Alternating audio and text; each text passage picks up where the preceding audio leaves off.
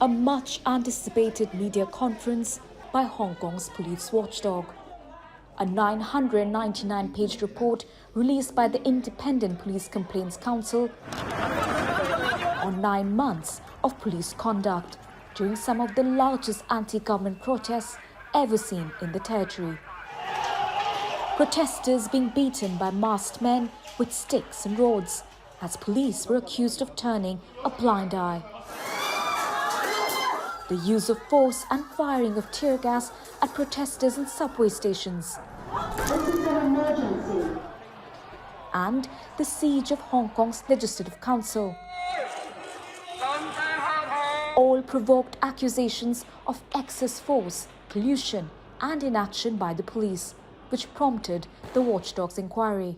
The council said the use of force largely met international guidelines and offered 52 recommendations, including on the future use of tear gas and training for officers confronting protesters.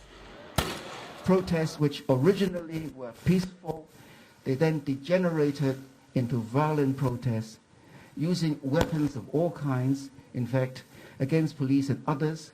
Property was destroyed. And this was the situation that our police force was faced with.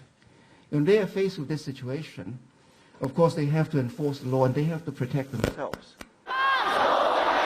The investigation into police conduct was one of the key demands of anti-government protesters. But the inquiry by a council with no power to hold officers accountable fell short of protesters' demand.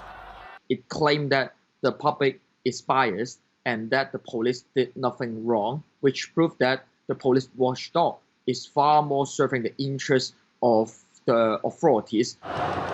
What began as peaceful demonstrations against Hong Kong's now-shelved extradition bill turned into often violent standoffs between protesters and the police, as sometimes millions marched on the streets, stepping up demands for political and democratic reforms, and calling on China's government to loosen grip on the former British colony and honor the freedoms guaranteed in the 1997 handover agreement.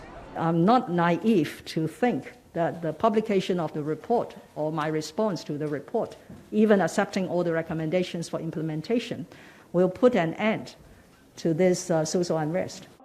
Even the coronavirus pandemic hasn't deterred protesters, signaling that the territory could well be heading towards yet another summer of unrest.